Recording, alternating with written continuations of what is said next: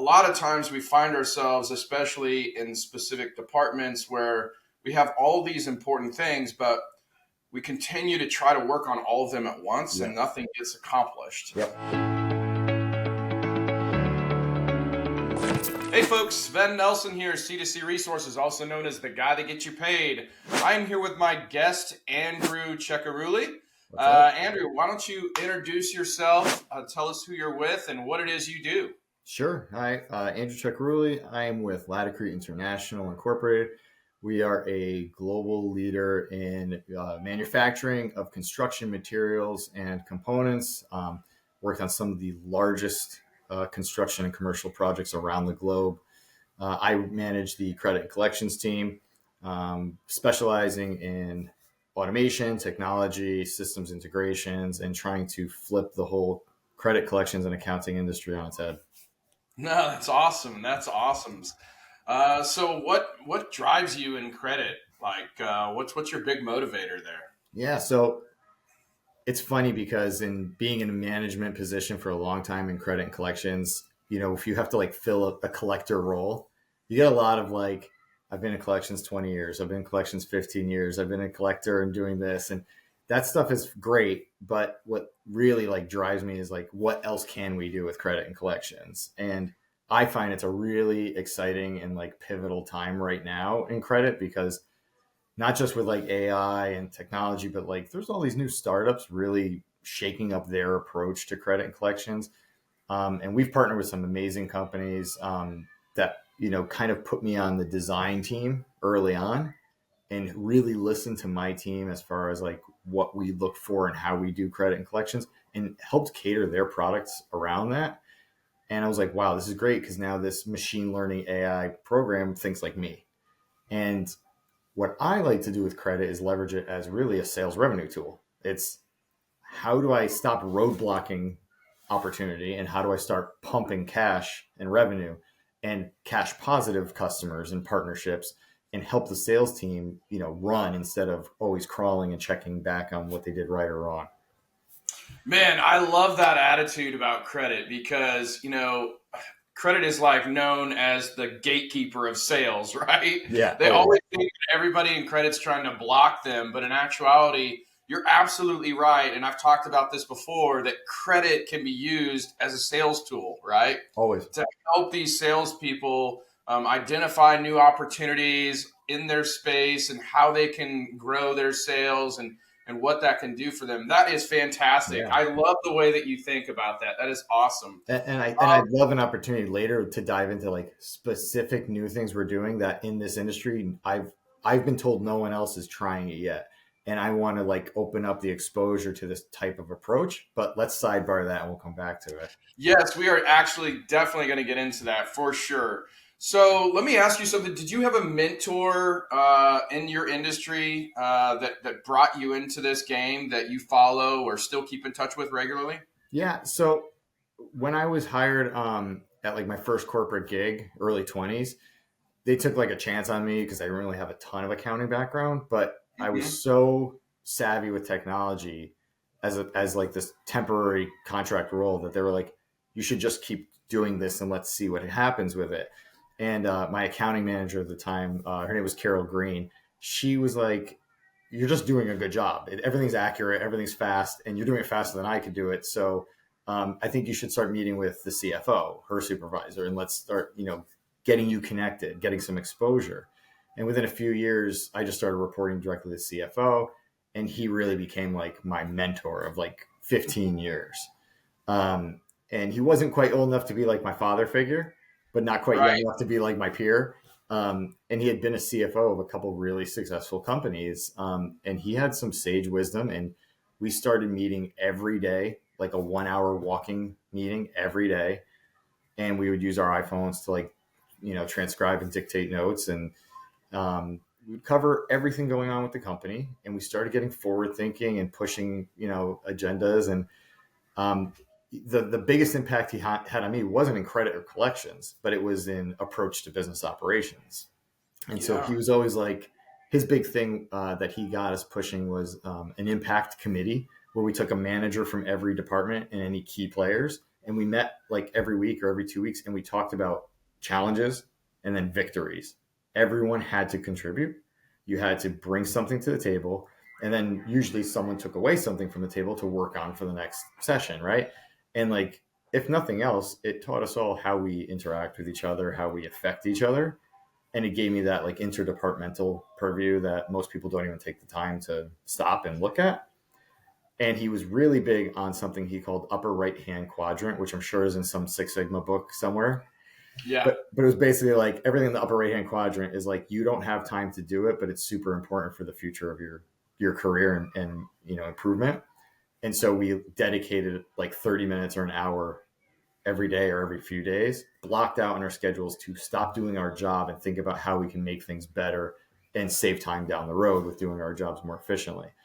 And so I brought all that stuff to my career now at Laticrete, and I find myself like directly quoting him all the time. And I text him and I go, "Thanks for brainwashing me, because it's completely shaped my whole career and my success." Absolutely. Yeah. No, man, I love that. Absolutely love that. That's like the thing about these important ideals or important things that we really need to work on. It's like your main focus, right? But there's always that limiting factor in business, right? And there could be many limiting factors, right? But a lot of times we find ourselves, especially in specific departments, where we have all these important things, but we continue to try to work on all of them at once, Yeah. and nothing gets accomplished. Yep. So that what I've figured out is that there can only be one main focus at a time, right? Like Right. one complete problem that you're trying to solve. That's your current limiting factor moving you forward. I don't know if you have the same philosophy or if you do things differently, but Yeah. that's kind No. of I agree completely. And when I was younger, I would just multitask 7 things at once. And then I get a call from a sales rep with something urgent, and I'd be like, all right, let's figure it out. And while I'm talking to them and listening and talking and finding solutions, I'm like keying in 30 different items. And they would always say, "How are you multitasking all this stuff? Like, what's going on?" I go, "I don't know. I'm just trying to like stay afloat. This is what I have to do." And now it's very different. Now I go batch process. I'm going to uh-huh. stop and focus on this for this chunk of time. Usually in the morning, it's meetings and like, relationship building and communication stuff. And then it's focus on cash and audit controls and things like that. And then afternoon is a lot of like, maybe working out credit terms and doing credit reviews, something more proactive and big picture. And then throughout the evening, it's like run reports, reconcile, like do all this stuff. And when things pop up in calls and emails, I definitely stop what I'm doing to like address the situation. But then I go, I'm in the middle of something. I just wanted to make sure that you knew I was available to you. Give me this amount of time or send me an email right now and you will get a response. Because even if I'm in a meeting, I can at least look up what you're talking about or send an email back. And that batch process allows me to give at least like 90% focus to one thing at a time Sure. and delay the other things that are non-urgent until I can get to them again. So I have a lot of like these like mnemonic devices, like leave an email open with a reminder for a couple hours later on my screen. Because at least then I go back through all my open emails and go, okay, that's the next one. That's more important. This is the next one. Or, forward them to myself with a timed reminder for like 2 days later. And my own email will come back to me on a scheduled job. And I go, oh yeah, don't mess that one up. You got to fix that. Um, Right. but like, I hate writing stuff down. And like the difference with my mentor and me was my mentor carried a notebook everywhere and wrote everything. And he's like, aren't you going to take this down? And I go, no. If I can't remember it or create a device to let me forget it, I will never have brain power left. Like I can't do it. Right. So that's my like delay and focus management system. No, I love it, man. I love it. So, what do you think the biggest mistake that you see businesses making today with regards to financing cash flow? I think it's a loaded question because there's a few different like problems that have been historical problems that I think Sure. most of the companies that have these problems don't even know they're doing it. And it's two-part because there's the credit mistake, credit and collections mistake, and then there's cash flow mistake. And I think cash flow can be solved with good automation because if you have a better customer portal with Dunnings and cadences of collections communications and automatic reminders, and an avenue where customers can quickly view, and you can see they viewed it, and they can't tell you they didn't get the invoice. And then you give them an opportunity to do an e-check or ACH directly through the portal at no cost, or a credit card payment that's faster, or schedule the payment for a day that works for them, or partial payment. All these methods are, we don't care how you get the cash to us, but you have 45 options now, and all of them are faster than mailing us a check and telling us you mailed it last week, right? Yeah, the check's in the mail, right? Right. Yeah. So that fixes cash flow, because you take out the unknowns and there is no excuse anymore of we didn't know. Now the benefit there is, in this day and age, there's so much phishing and scamming going on that the check in the mail often gets stolen and modified and cached. And these companies without really secure protocols for anti-fraud are getting scammed. And then they go, we can't do this anymore. We need to pay you online. And we say, great, we've already got a portal. You should have been using it for the past 2 years. Right. So that helps cash flow and security. But if you want to talk about the other aspect of cash flow, it's build better customer relationships from the front end with customers you can trust and set a precedent, and their credit terms are locked in stone from the start. And then you don't get bad behaviors and people taking advantage of your credit terms down the road. Yes. It's like training people to do things the right way from the beginning. Totally. And not let them start out creating these bad habits, right? Totally. And I agree with it. But you know how it is with credit and collections. Like, there might be a customer who's flying and you're like, we'd love to bump your credit up a little bit. You're doing great. The sales are great, but you don't have a lot of evidence to go on. And it really is the risk of the growth. Like, Sure. If you're trying to grow revenue for your company, this is the opportunity where credit has the biggest impact. We're going to bump you up a little bit more, a little bit more, a little bit more. And then one day they get a little slower and a little slower. And you go, what's going on? We went out on the limb for you. And the guy's like, I have to sell my house, or the car is, being repoed. And it's like, then you should have told me that 3 weeks ago, and I could have pumped the brakes on your new orders, and we had a trust system going on. That's the downside of it. But the upside is that when it works, you could have a huge reward, because you might have a brand new customer with very little credit data because they're a cash company that's doing great for the past 50 years. And all of a sudden they're buying $5 million a year from you. And if you didn't say, let me ignore the credit report for a minute and go on building the relationship and talking to them for a long time before you set it up, you would miss that whole opportunity. Yeah. No, absolutely. And, let's talk about credit reports, because, I've always been a big fan of, having a couple of data providers, but the credit report itself, like, I think people rely heavily on that, right? But the thing is that it's a snapshot from the past. Yep. Right. And so you have to weight it accordingly, because it's not current information. It's never going to be current. And if you want to expand on that even more, it's only as good as the information being reported by trade partners. Yes, correct. Now, our top customers, we don't report their trade information, because if we were to negatively impact their credit, it would only hurt us back again, because they would be less successful with new partnerships. Right. If our biggest customer that's doing $30 million a year with us, and that's not our biggest, but just as an example, $30 million a year with us, and we were reporting every time they were past due or delinquent or struggling or what those numbers are, and they're also trying to get credit from another partner, that would be a great business opportunity for them to bring in more cash and pay us faster. Right. And that credit report said how many delinquencies or past dues they had at that time with how much money. They probably wouldn't get that line of credit with them. And that's an avenue that's going to impact us negatively in the long run too. Obviously, it can work on the inverse. They might overextend and they can't pay anyone. But we believe that the partnerships we have are in place for so long as a family company, that if we were reporting every little thing, it's kind of like tattling to your parents, like, all the time. Bob's company didn't pay me again. And then Bob goes, why'd you have to tell them? We were doing great. So we don't just run off the credit report. That being said, we used 3 different credit reporting companies at the same time last year, just to see who was giving us the best, most, comprehensive information that was the most up to date. We've eventually switched almost completely to our newest partner. That's more of like a AI based, really agile company. I don't know if I can plug them or not. If it's okay, I will. Yeah. Hey, go ahead. So we partner with Credit Pulse out of Denver, and they built us as a design partner for almost a year for free usage of their system while we helped build the logic. And now we have our full aging integrated in. So like it's giving us analytics real time while we upload our aging. And then while we're doing online applications and credit apps, it's getting us data that's not just pulling from one or two credit sources. It's looking at media reports. It's looking at overhead change. It's looking at all these factors that they've kind of built as like a comprehensive logic. Yeah. And so now we've taken that data, we've partnered with our AR automation software partner who is VersaPay, and then we're partnering with our rebate partner who is Enable.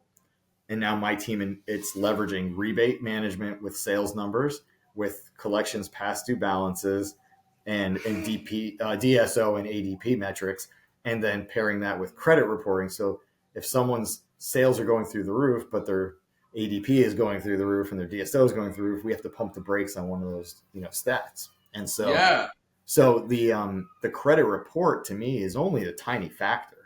100%. Yes. It doesn't mean anything if you don't know your own company's ADP and DSO with that partner, and then also their rebate and sales and all the other factors that are going into it. Because your sales rep might be lining up millions of dollars of jobs with this company, and you're freezing them up because of a score on the credit report that's 3 years old or 6 months old or anything that's out of date. Yeah. No, that's great. So let's talk about your tech stack, man. Yeah. Let's talk about, many of the people that are out there in credit today aren't even going to fathom like tech stack and credit. They're like, oh, hey, I've got this new vendor and whatever, and they've got one new vendor, right? Yeah. But let's talk about the tech stack, because many people, they look at a lot of different things, and I feel like they get into this analysis paralysis, right? They're like looking at all these new things, and they never really implement anything, right? They're just they're taking every vendor and having sales calls with them, but nothing ever gets done. So let's talk about your tech stack and how you implemented these things and what the process was. And I think, to your point, sometimes buying a software partnership is like buying a house. And unless you're a shark, sometimes in that regard, real estate can be daunting and you can be terrified and you don't want to get, buyer's remorse. Sure. And it's even worse sometimes with technology because the contracts are pretty concrete. You can't just go sell it. Yeah. Well, it's a big implementation process. Some of these things take, months or even years to implement. Sure. When you're talking about like SAP or something like that. So brutal. And the benefit I had was that at my prior companies, I ended up on all the software implementation teams. Whenever we had to do an ERP rollout or like a new CRM rollout, they would always have me test just because I was tech savvy. Okay. And so then I would often catch the audit issues or be like, this is a bug or this isn't working. And it gives me a lot of leverage when I'm in a room demoing a product, because I could say, I don't like the way that works, or what do you do in this situation, or how's this feature? And I always joked I would design like my own AR automation tool one day, because I couldn't stand the like ERP systems are so clunky when it comes to like dynamic accounting. And then it's like an afterthought. Yeah, right. It's like they build it for like manufacturing and then here's accounting, or they build it for sales, or cost accounting and then here's collections. It's always like, some systems like JD Edwards, the collections tool is a note system. That's it. You can take notes. And right. Okay. Can't even send invoices. Can't. And there's no integrity report on a daily basis, right? Like, and I was lucky that I worked at a software company, and so they were dynamic in creating new software for their customers, and I got to look at that and see how it worked. And then when I went to the guy who's on the product team, I'd say, hey, I want a better customer portal. We would just build a customer portal. Like we would build something as a payment processing thing. And it was great. And this was years ago. And we didn't have to buy some big thing. We just had to pay some development tools and hosting.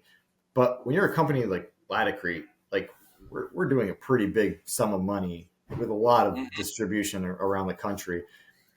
Automation became pretty key. I said, we're sending, 15 to 20,000 invoices a month. How do I know they're being delivered? And no one had any idea. Right. It was like every now and then a report would come out of the ERP saying like this bounced, but I was like, I need to know every day, every single invoice. And so we started looking at partners, and the demoing phase, some of these big ones, we demoed for like 6 months. And I was like, you haven't shown me the product in action. You haven't told me the price. You want me to sign up, including AP and procurement and logistics. Yeah. I don't have the budget or the power to sign them up for this package. I just need Right. an AR tool. And eventually we demoed one that I was like, this is exactly what, as an accounting person and professional, this is what I would want it to look like and operate. The automation is smart. The logic is great. The UX is great. And, you know, I just had to prove to my leadership team and get a corporate sponsor to say, yes, this is worth the money. This is worth the experience. Sure. This makes sense. And because I knew what I was talking about with technology and accounting, I could bridge the gap and make my point. And it was easy.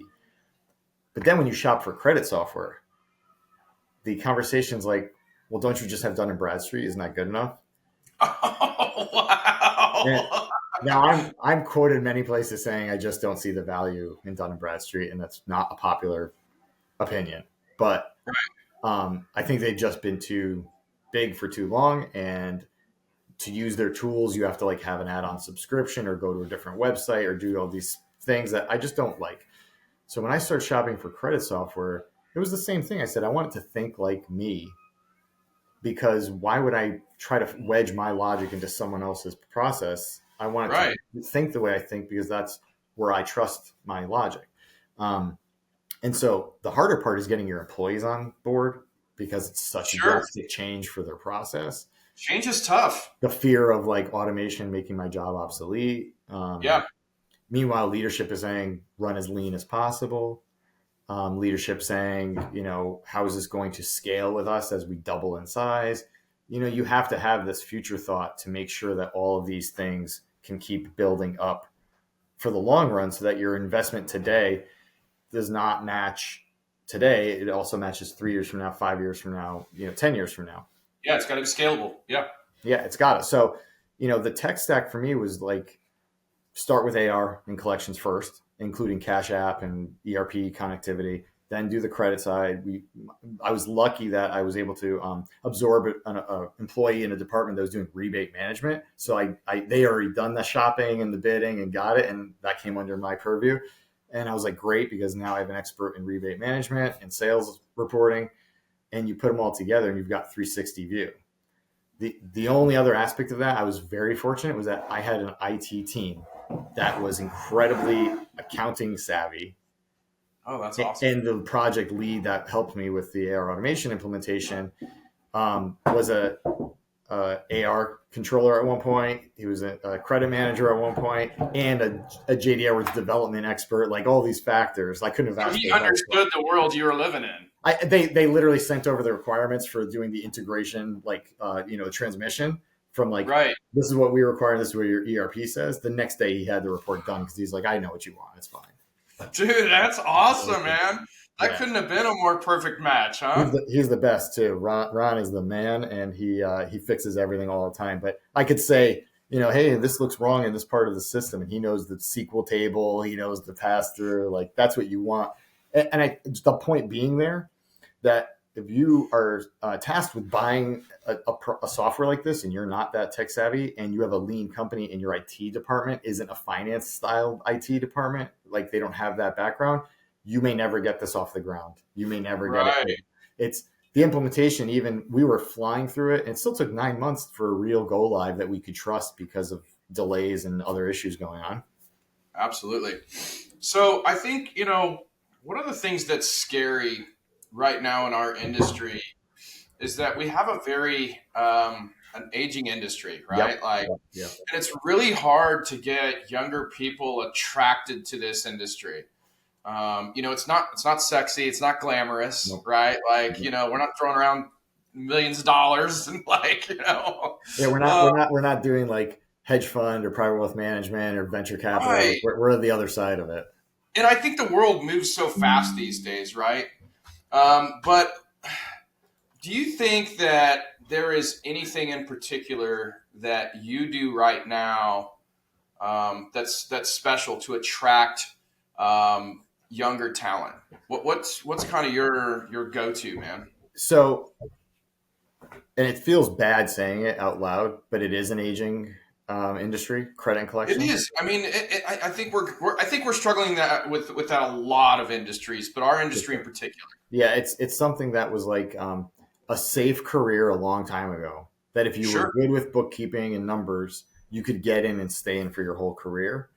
Mm-hmm. And either out of fear of change or technology curve or whatever it is, or the advent of AI making a lot of things just so easy and automated, some of these people aren't adapting and evolving. And that happens all the time. But in our industry in particular, it's more fear, more resistance, and more tech, curveball there. So Yeah. um, I like right now, I'm not hiring anyone new. I haven't had to hire anyone new since I've come to Laticrete. We run really lean and we're very efficient at it. But Mm-hmm. but we as a company attract young talent, and not just young talent, but the right fit. And it's very competitive. Sure. Extremely difficult to get into our company because the talent is so good. But it's because our recruiting team, they're looking for dynamic people. Right. And I used to say that in my last company when I was hiring, we hired a lot at that company for my team. And I would interview all these people. And I told my recruiting team, stop giving me the ones that pass through ZipRecruiter that check all the boxes for collections. I was like, I'd rather have someone who's never done collections, but they were incredible at customer service. They could do some accounts receivable. They have point of sale, like terminal work, or they did a tech program at some point. They could do coding. If I take someone like that, I can teach them collections, but you can't teach them how to think outside the box or be great with customers or have a positive attitude or be tech savvy. Those are things that are skill sets.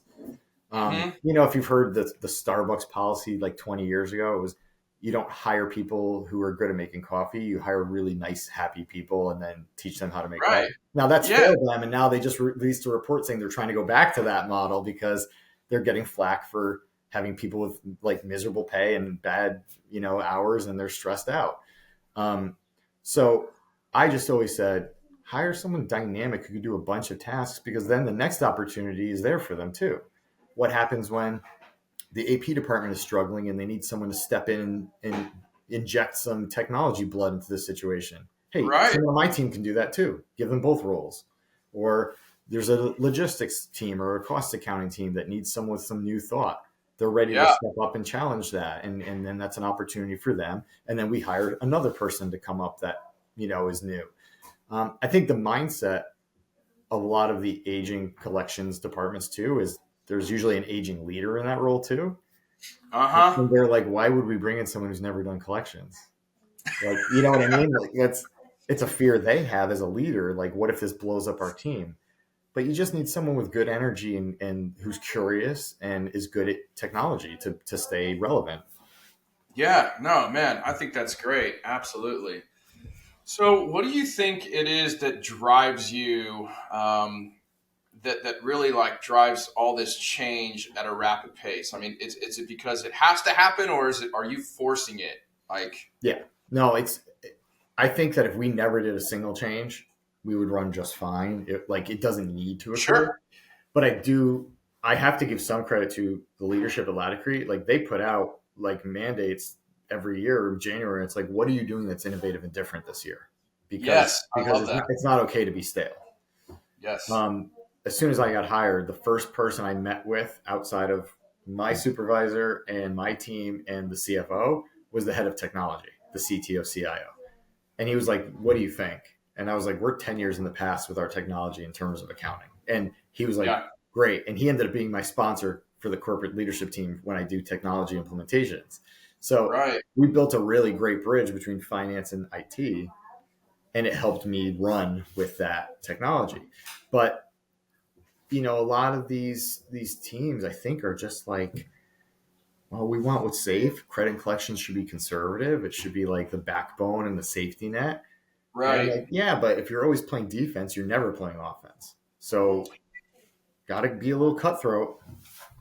I love the way you think about credit being offense, man. I mean, that's an idea that I have had for a long time as well, and I've shared that with a few of my colleagues and other Right. organizations. And it's rare that I run into somebody that thinks about credit in that way. So it's really exciting to hear you talk about it that way. Yeah, and like Um, the other factor on that, real quick, is just like I meet with sales reps like all the time, and yeah, I tell them before you go meet with your prospect, stop talking about what they're going to buy and what the numbers look like, and then get to me, and then I say they're garbage. Like, don't wait till that moment. talk to me before you even step foot on their property, and I'll tell you green light, yellow light, red light. Right. This is what I'm talking about in numbers. That way you don't waste your time, or they're going to be a cash only customer, and this is how big they can grow, and that's all there is to it. And the next step is we pair our credit reporting right into our CRM system. So as soon as they create the prospect, it brings a ping back and tells them if it's a good customer. Then they Oh, can that's go down the great. path of credit app, talking about negotiations, and then I still get to do my approvals after the fact. But you're taking all that legwork just to find out you got stopped anyway. No, absolutely. So, what do you think it is that has been the best thing for you to build these relationships with your sales staff? Because you had to earn their trust, right? And build this relationship where maybe they've dealt with credit people in the past and it hasn't been good for them, and they've considered them a gatekeeper. So, what did you do to bridge that gap with the sales staff and Yeah. earn their trust? And so the interesting thing there is that my predecessor was in the position for 17 years before me, and it was a machine. Everything ran great. The numbers were phenomenal, and they had a very good relationship with all the sales reps and sales teams. And when I stepped in, the training I had was very short with that person. Like it was like a week and a half of like, I'm retiring, you're coming in. That's all I got for Yeah. you. And it was a lot of like, we keep sales reps out of the ERP. We don't share a lot of information with them. It's a lot of like smoke and mirrors and gut feeling. And we we have a secret sauce and a magic that just happens. And I was like, Wow. I cannot operate that way ever. No. I need data, statistics, and I need to be transparent and upfront with them so they can trust me and I can trust them. And so it took a good 2.5 years. I mean, I would just email a sales rep back on something and they would be so furious, and their boss would email me, why are you stopping this job? This is huge and this and that. And I'm going, I'm not stopping anything. I'm giving you the information so we can make a decision together and make sure our company doesn't suffer. That's the reality. And so now we're at a point where, a big part of it is when we share our rebate tracking paired with Hmm. our collections metrics, we give it to them every month at the end of the month. They can see that their top customer who's telling them we're on track to have a record year, our sales are going to be through the roof, the rebate will be huge, that they're only going to land about 60% of that goal at the year end. And they're, on average, their ADP is 90 days and their balance over 30 is on average 300 grand. That's painting a different story than what they're telling the sales rep. Yeah. And they're obviously trying to leverage the best price, the fastest delivery, a good credit balance for their projects. And I'm the one who's saying to the sales rep, here's everything you need to know. And you walk in with the leverage and you can have an honest conversation. Now they trust me because they see I'm on their side, protecting their time and investment, not trying to stop their sale. No, Um, that's awesome, man. and I'll do Teams calls with them and show them the accounting system. I'll show them the metrics on the screen and let them take control and walk through, click that, and they're like, "Man, I didn't know I could see all this." And they told me this, and clearly this is happening. It lets them behind the curtain, and that's important to me.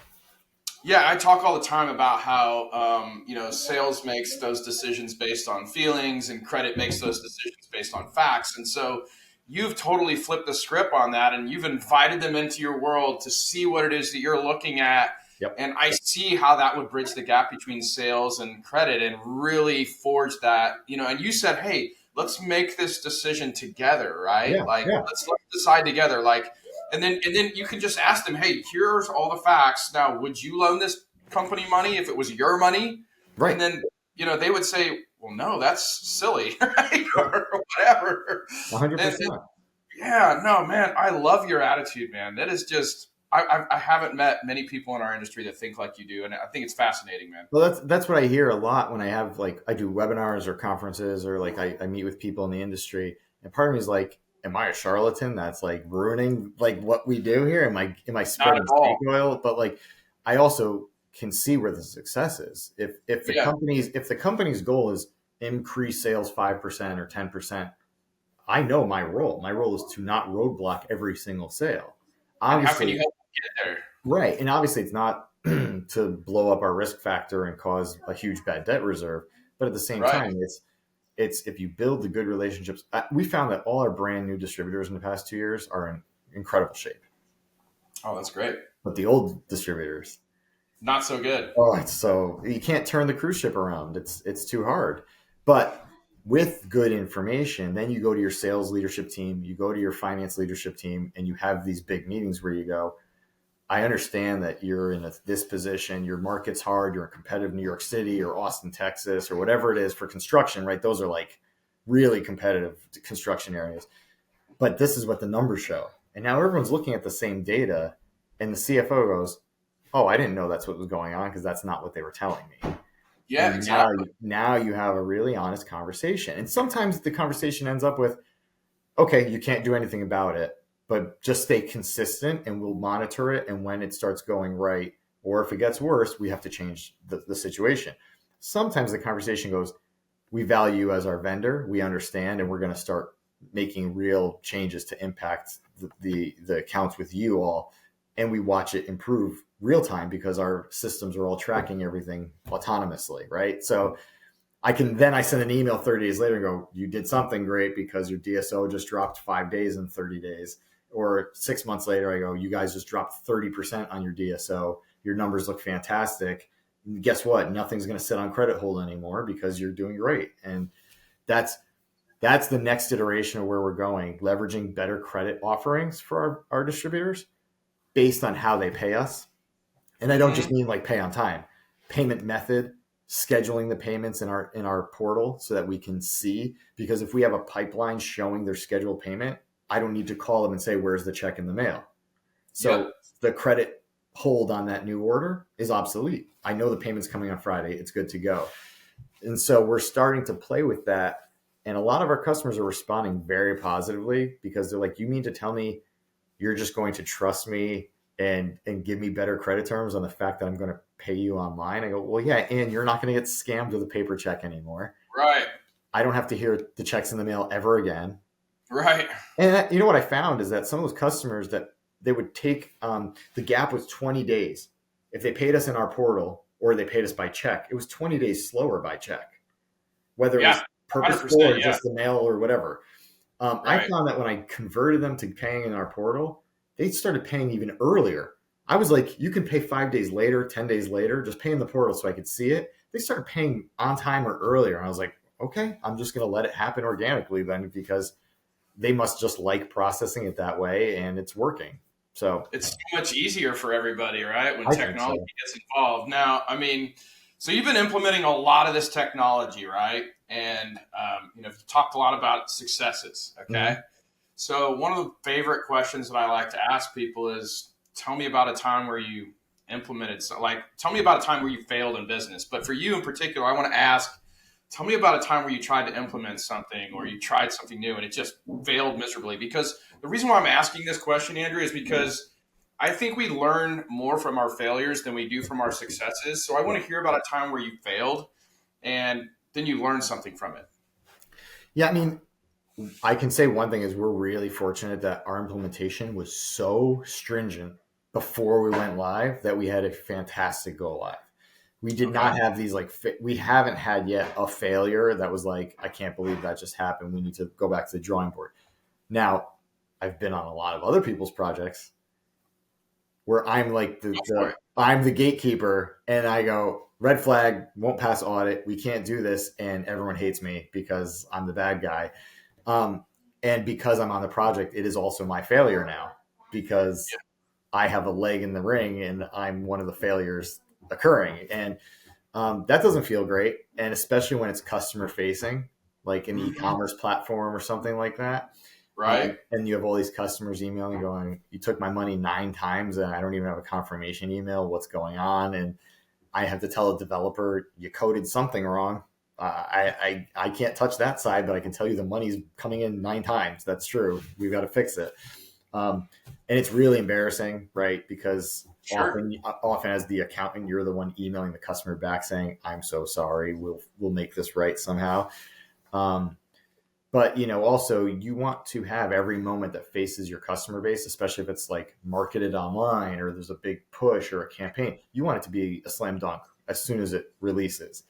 And when it's not, you've got the egg on your face.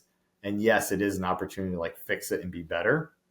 But especially with a product launch thing, you don't know if you ever get that chance again to make that first impression. Yeah.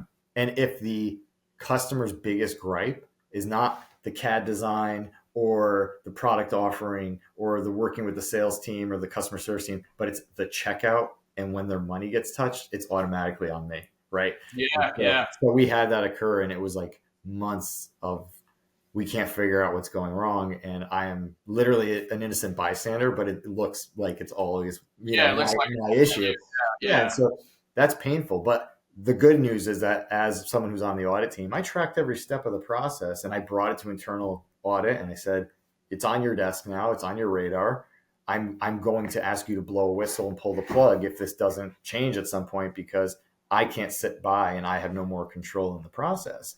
Right. And you know, even if that's not popular and everyone gets upset with that choice, the fact is that my job is to protect the company's assets Absolutely. and make sure our customers feel that they can trust us and we have integrity. So at the end of the day, you know, you can only impose your knowledge onto a project like that and say we should do better. Right. Right. So if you had to talk about one thing in particular that you think companies need to get on board with right now with regards to credit and collections, like what's the one thing with regards to technology that like everybody needs to go and get on board with, Yep. like that makes your job 1,000 times easier? Yeah. And I think I can push like my opinion on who my favorite partner is or what I think is the software. Sure. But it's honestly, you need to have an AR automation tool with a customer facing portal that your ERP autonomously sends all new invoices and aging balances to that portal, has a delivery method that's autonomous with deliverability, right? Bounced emails, unddeliverables, open, whatever open rate you need for your email delivery, dispute resolution and contact back and forth with your customers, and then a payment method for your customers to make that payment. And if you can build in the cash application with, you know, at least 95% accuracy in the application process, do that as well. And then that has to, again, feed back to your ERP so that there's the minimal amount of human contact within your organization. But while that is occurring, leadership teams need to assess the skills of all their employees on that accounting team and have other opportunities ready for them, not make them obsolete and leaner and get rid of them to scrub down the force, but say, if this person was great at cash application for the past 10 years and now we have it automated, they must be really good at data reconciliation, you know, process procedure, audit control. Right. Let's get them in front of another team that's having a hard time, or put some reporting opportunities on them, whatever that looks like, so that they have a full workload again, and we can do some real data analysis or just fit into another part of their career instead of just wiping the slate clean and getting rid of them.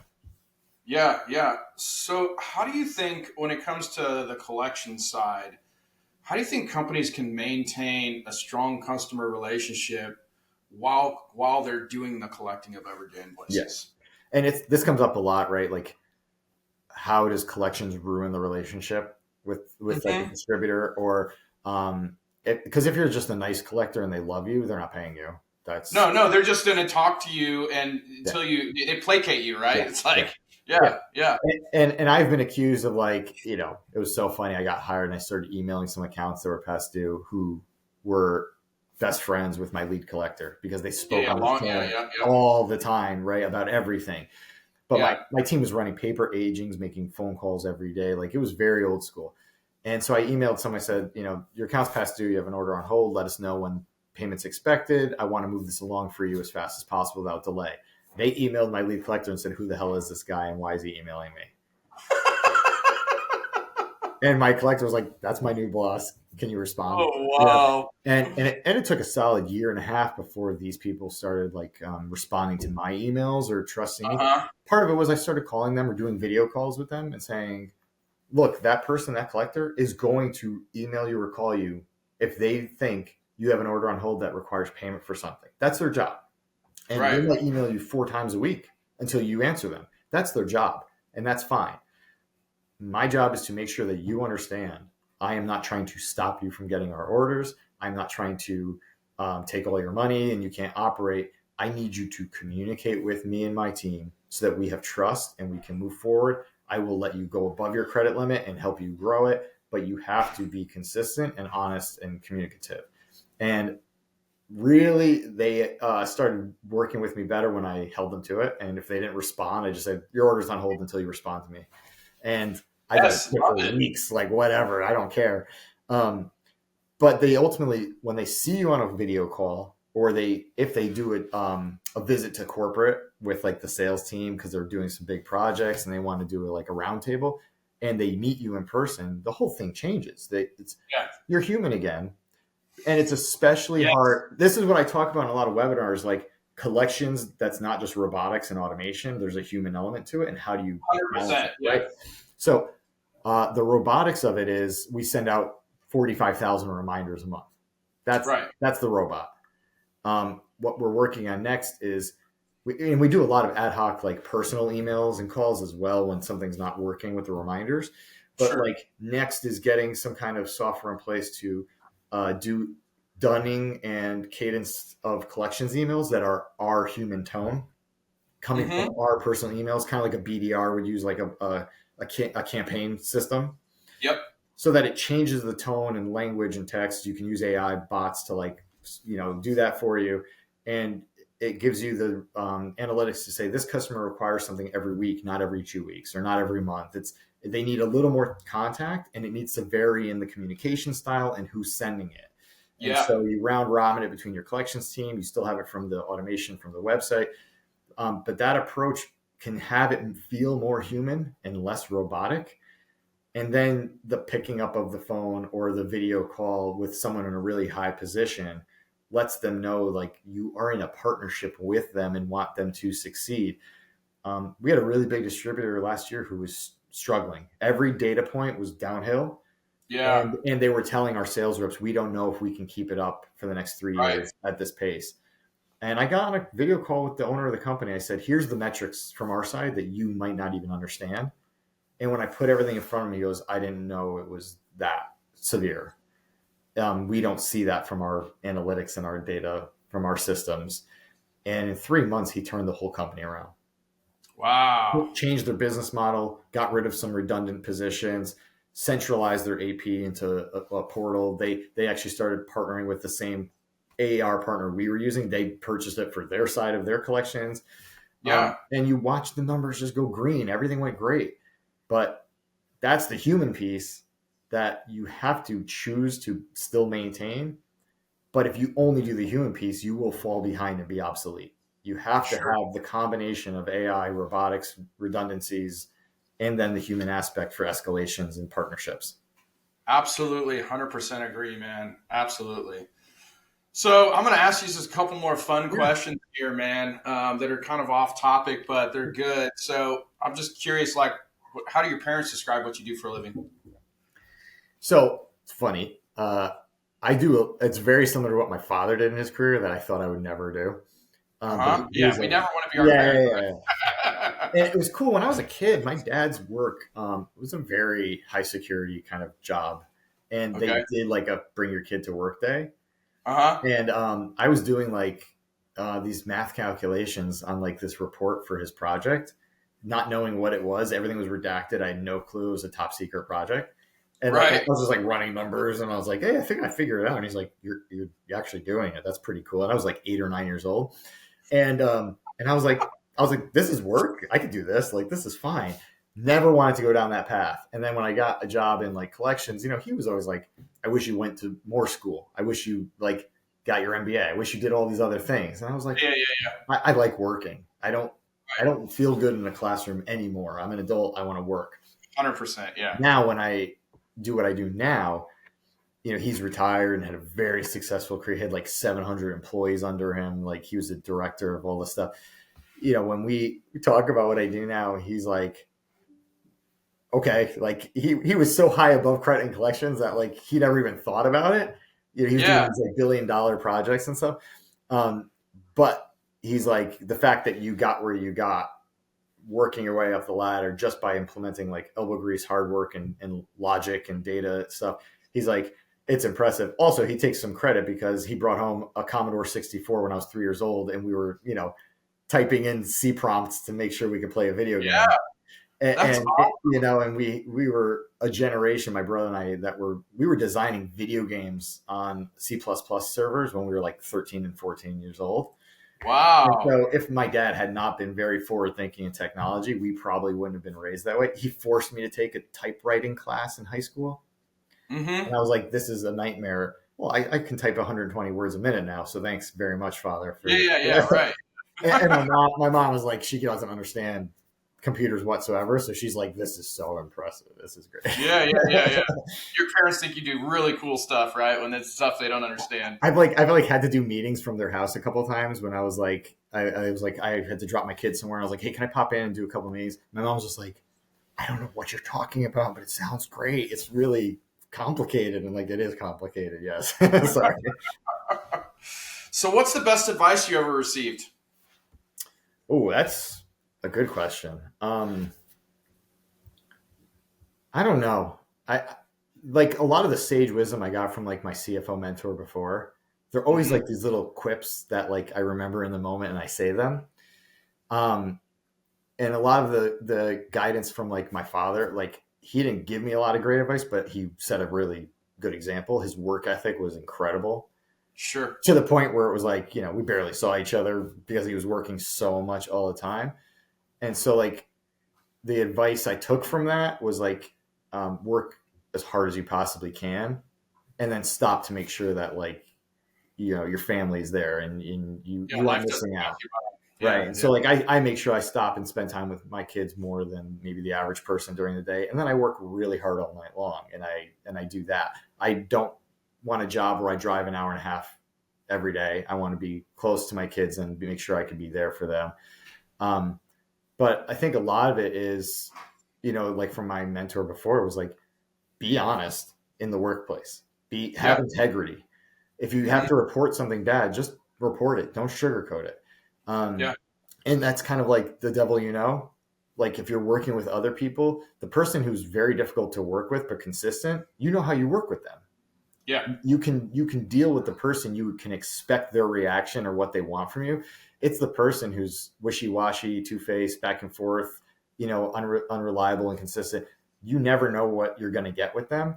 And so I try to be as consistent as possible, even if it's throwing myself under the bus to protect my team or whatever that looks like. It's, you're going to get the truth from me, even if it's awful and you don't want to hear it. And I love that. Sorry. But, I had a leadership person tell me to like stop talking in a meeting. And they're like, I'm trying to guide you down the path where you can help convince someone in my position to agree with you. And I go, I don't want that. Sorry.